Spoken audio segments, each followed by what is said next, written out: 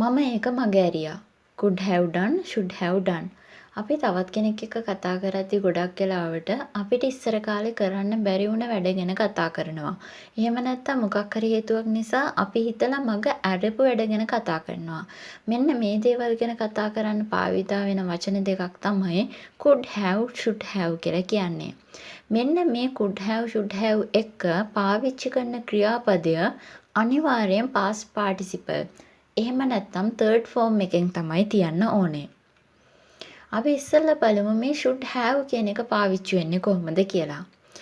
අතීතයේ ඔයාට කරන්න තිබ්බ වැඩක් කුමක් හෝ හේතුවක් නිසා මග ඇරුණා නම් ඒ වැඩේ ගැන දැන් ඔයා කතා කරනවා නම් ඒ වෙලාවේදී අපිට පාවිච්චි කරන්න වෙන්නේ should have කියන එක.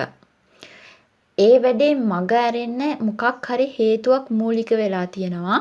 හැබැයි ඔයා හිතලා ඒ වැඩේ මග ඇරියේ නැහැ. මොකක් හරි හේතුවක් නිසා මොකක් හරි බාහිරින් ආපු හේතුවක් නිසා තමයි මේ වැඩේ වලට මග ඇරිලා තියෙන්නේ. එන්නේ ඒ වැඩේ ගැන කතා කරන්න අපි should have කියන එක පාවිච්චි කරනවා. could have කියන එක පාවිච්චි කරන්නේ අපි අතීතයේදී ඔයාට කරන්න තිබ්බ වැඩක් ඔයා විසින්ම තීරණය කළා නොකර ඉන්න. අන්න ඒ වගේ අවස්ථාවලදී මොකක් හරි වැඩක් ඔයාට කරන්න තිබ්බ ඔයාම තීරණයක් ගත්තා නෑ මම මේක කරන්නේ නෑ කියලා. හැබැයි ඔයා ඒ වැඩේ ගැන දැන් කතා කරනවා. ඒ වෙලාවට ඔයාට පාවිච්චි කරන්න වෙන්නේ could have කියන එක. අපි මේක වාක්‍ය වලින් තේරුම් ගන්න බලමු. ඉස්සෙල්ලා වාක්‍යයක් මම දීලා තියෙනවා මෙතන. I should have faced the exam but I got fever so I couldn't write the exam. මට විභාගය ලියන්න තිබුණා ඒත් උණ නිසා මට විභාගය ලියන්න බැරි වුණා. දැන් මේ විභාගය මග ඇරිලා තමයි තියෙන්නේ මෙතන. මේ මග ඇරිච්ච විභාගය ගැන තමයි ඔයා කතා කරන්නේ. මට විභාගය ලියන්න තිබ්බා. මට විභාගය ලියන්න තිබ්බනේ කියලා. හැබැයි උණ හැදුන නිසා තමයි මේක ලියන්න බැරි වුනේ. ඔයා හිතලා මේක මග ඇරියේ නෑ. උණ හැදුන නිසා තමයි මේක මග ඇරුනේ. ඒ වගේ වෙලාවට අපිට should have කියන එක තමයි පාවිච්චි කරන්න වෙන්නේ. I should have faced the exam. මට විභාගය ලියන්න තිබ්බනේ කියන අර්ථය තමයි මෙතන තියෙන්නේ. ඊළඟ එක I could have faced the exam but I decided not to write the exam. මට විභාගය ලියන්න තිබුණා ඒත් මම ලියන්නේ නෑ කියලා හිතුවා.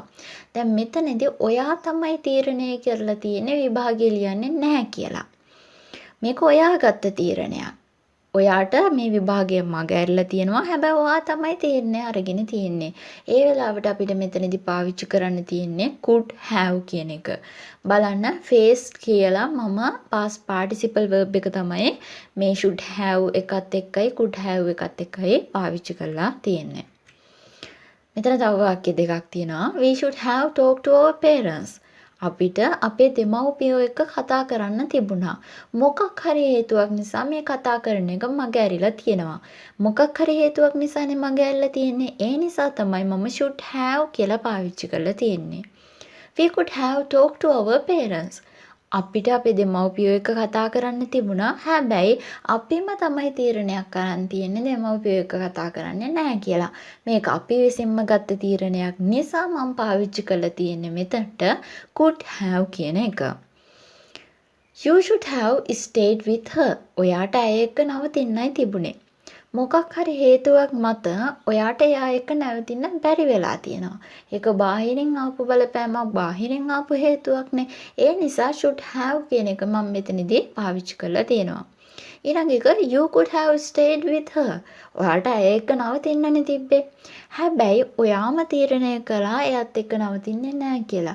මෙන්න මේ වගේ වෙලාවක ඔයා ඒ තීරණය ගත්ත නිසා could have කියන එක තමයි අපිට පාවිච්චි කරන්න වෙන්නේ. දැන් මේක චූටි පාඩමක්. ඔයාලා හොඳට මතක තියාගන්න ඕනේ දේ තමයි should have කියන එක අපි පාවිච්චි කරනවා අතීතයේදී අපිට මග ඇරුණු දෙයක් ගැන කතා කරන්න. හැබැයි ඒක මග ඇරිලා තියෙන්නේ ඒ ක්‍රියාව මග ඇරිලා තියෙන්නේ මොකක් හරි බාහිර හේතුවක් නිසා. could have කියන එක අපි පාවිච්චි කරනවා අතීතයේදී අපිට මග ඇරුණු ක්‍රියාවක් ගැන කතා කරන්න. හැබැයි ඒ ක්‍රියාව හිතාමතාම මග ඇරිලා තියෙන්නේ ඔයා විසින්මයි. ඒ වගේ අවස්ථාවක අපි පාවිච්චි කරන්නේ could have කියන එක. If you like our videos, please subscribe our YouTube channel.